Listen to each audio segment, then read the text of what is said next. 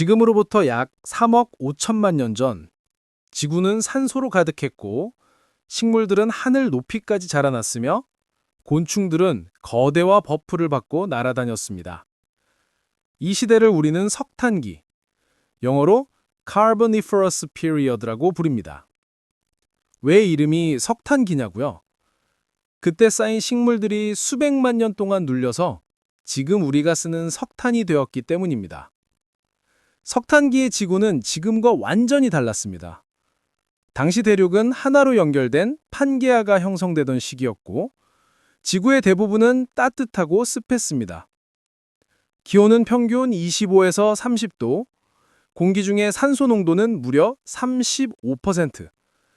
심지어 석탄기엔 포자식물 숲이 끝도 없이 펼쳐져 있었어요. 나무들이 높이 40m, 숲 바닥은 두꺼운 낙엽과 고사리, 이끼로 가득했죠. 이런 곳에 낙엽이 쌓이고 햇빛이 강하게 내리쬐고 산소가 이렇게 많으면 어떤 일이 벌어질까요? 건조해진 낙엽 표면에 불씨 하나만 튀어도 순식간에 확산해서 대형 산불이 났어요. 또 번개 한 번이면 대륙 단위로 숲이 활활 탔다는 연구도 있어요. 지구 곳곳에는 이렇게 숲이 타면서 만들어진 석탄층의 흔적이 남아있는데요. 이 석탄층에 종종 탄화된 식물 화석이 발견돼요. 이건 불이 났었다는 직접 증거인 거죠. 지질학자들은 이런 수층을 분석해서 석탄기엔 대형 산불이 주기적으로 일어났다는 결론을 내렸어요. 석탄기 숲은 천연 폭죽 창고였다고 볼 수 있죠.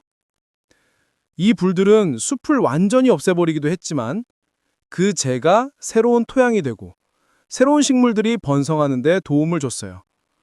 일종의 자연 순환 시스템이었던 거죠. 여기서 궁금증. 석탄기엔 숲이 자주 불탔다는데 그럼 다 타 없어졌을 텐데 화석은 어떻게 남았을까요? 이건 사실 석탄기의 기묘한 운명 덕분이에요. 석탄기에는 대륙 전체가 거대한 습지와 늪으로 덮여 있었어요.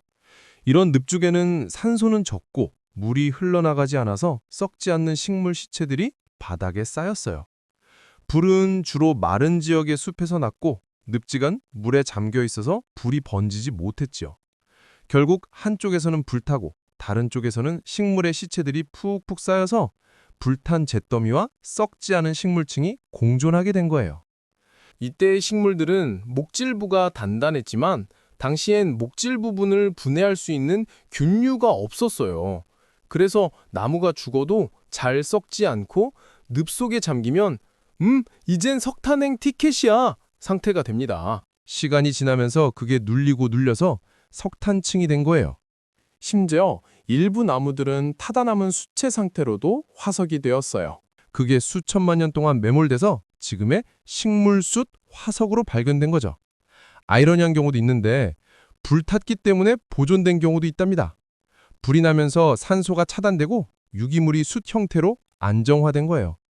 석탄기의 나무들은 선택을 강요받았다. 불타서 숯이 될래? 아니면 늪에 빠져 석탄이 될래? 그리고 그들은 모두 역사의 연료가 되었다. 즉, 우리가 지금 쓰는 석탄은 석탄기 숲에 압축된 시체인 셈이죠. 지금 난방 틀면서 따뜻하다고 느끼는 순간 여러분은 사실 3억 년 전 숲을 태우는 중인 거예요. 그럼 지금의 석탄이 된 과거 고생대 초거대 숲을 이루고 있었던 식물들에 대해서 알아볼게요. 이 시대의 숲은 정말 2세계급입니다. 먼저 40m 넘는 석성류, 아파트 10층 높이 정도 될까요? 다음으로는 대나무처럼 생겼고 속이 빈 속세류. 줄기 마디마다 잎이 있어서 숲에서는 빽빽한 초대형 대나무 숲 느낌이었죠. 하천 근처나 습지에 잘 자라서 습지형 생태계의 주역이었답니다. 우리 때는 물가 근무가 기본이었어. 퇴근하면 다 젖어 있었지.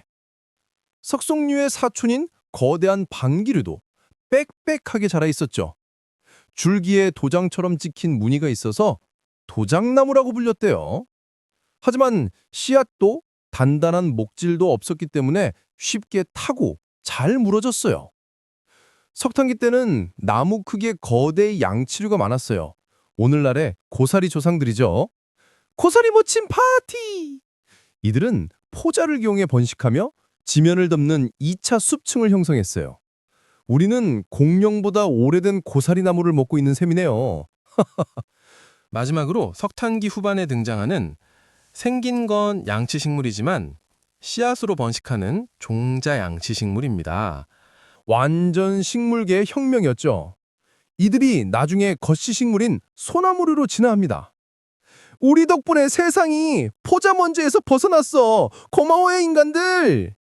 종자 양치식물을 제외하고는 식물들이 씨앗이 아니라 포자로 번식했어요. 씨앗은 후기쯤부터 시작합니다.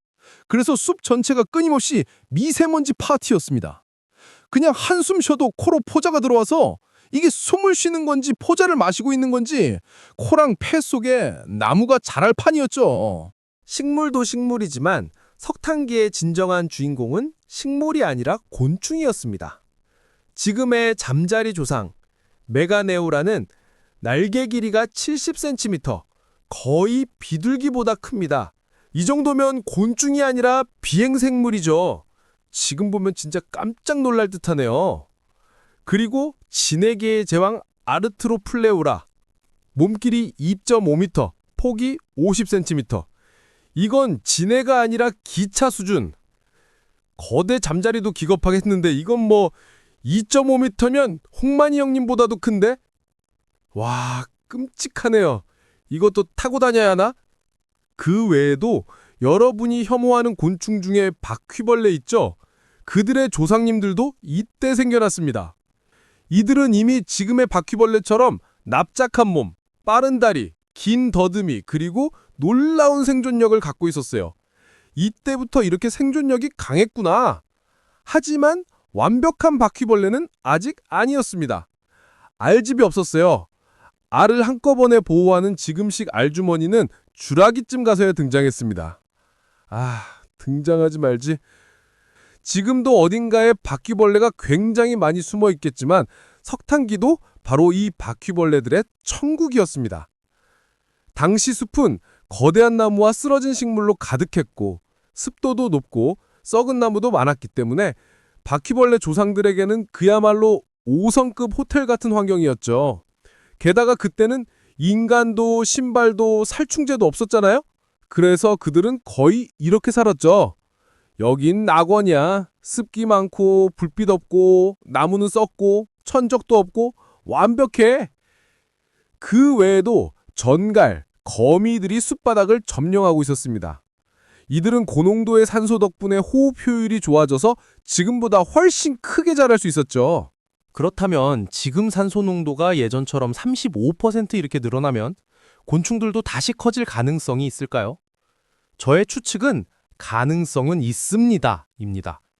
약 3억 년 전 석탄기에는 대기 중 산소 농도가 지금보다 훨씬 높았어요.